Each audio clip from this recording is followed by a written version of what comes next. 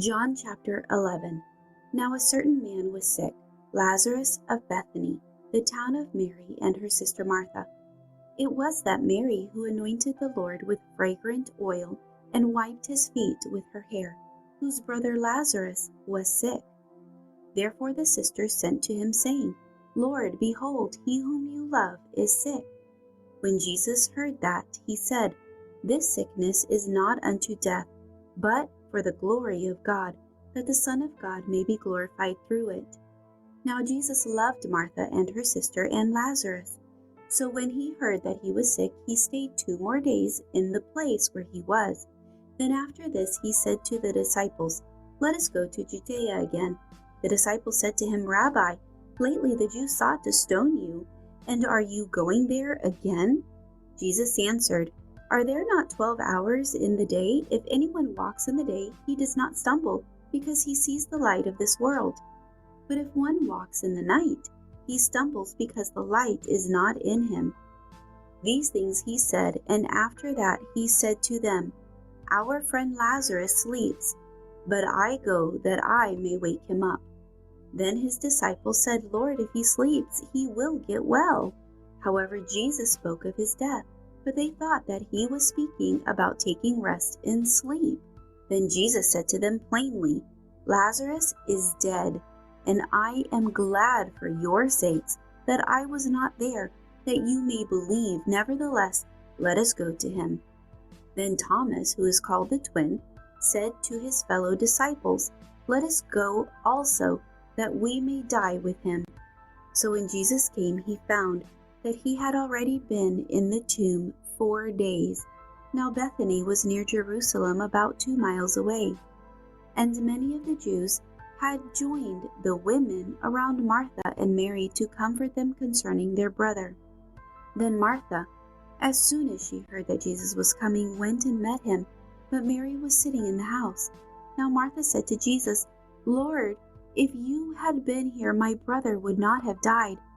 But even now I know that whatever you ask of God, God will give you. Jesus said to her, Your brother will rise again. Martha said to him, I know that he will rise again in the resurrection at the last day. Jesus said to her, I am the resurrection and the life.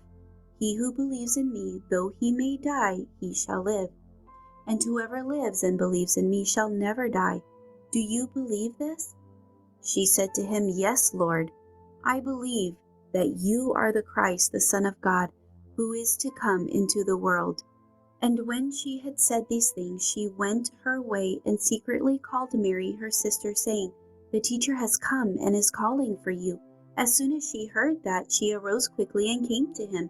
Now Jesus had not yet come into the town, but was in the place where Martha met him. Then the Jews who were with her in the house and comforting her, when they saw that Mary rose up quickly and went out, followed her, saying, She is going to the tomb to weep there. Then when Mary came where Jesus was and saw him, she fell down at his feet, saying to him, Lord, if you had been here, my brother would not have died. Therefore, when Jesus saw her weeping, and the Jews who came with her weeping, he groaned in the spirit and was troubled. And he said, Where have you laid him? They said to him, Lord, come and see. Jesus wept. Then the Jews said, See how he loved him?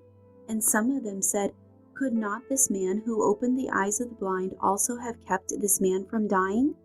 Then Jesus, again groaning in himself, came to the tomb. It was a cave, and a stone lay against it. Jesus said, Take away the stone.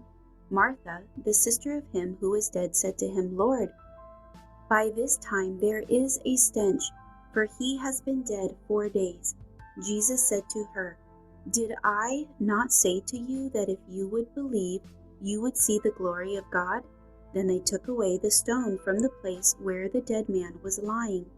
And Jesus lifted up his eyes and said, Father, I thank you that you have heard me, and I know that you always hear me. But because of the people who are standing by, I said this, that they may believe that you sent me. Now when he had said these things, he cried with a loud voice, Lazarus, come forth. And he who had died came out bound hand and foot with grave clothes, and his face was wrapped with a cloth. Jesus said to them, "Loose him and let him go." Then many of the Jews who had come to Mary and had seen the things Jesus did believed in him. But some of them went away to the Pharisees and told them the things Jesus did. Then the chief priests and the Pharisees gathered a council and said, "What shall we do? For this man works many signs. If we let him alone like this, everyone will believe in him, and the Romans will come and take away both our place and nation." And one of them, Caiaphas, being high priest that year, said to them, "You know nothing at all, nor do you consider that it is expedient for us that one man should die for the people, and not that the whole nation should perish."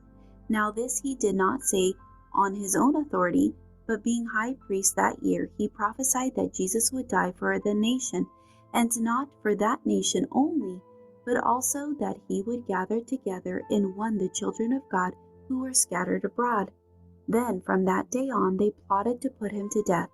Therefore Jesus no longer walked openly among the Jews, but went from there into the country near the wilderness to a city called Ephraim, and there remained with his disciples. And the Passover of the Jews was near, and many went from the country up to Jerusalem before the Passover to purify themselves. Then they sought Jesus and spoke among themselves as they stood in the temple, "What do you think, that he will not come to the feast?" Now both the chief priests and the Pharisees had given a command that if anyone knew where he was, he should report it, that they might seize him.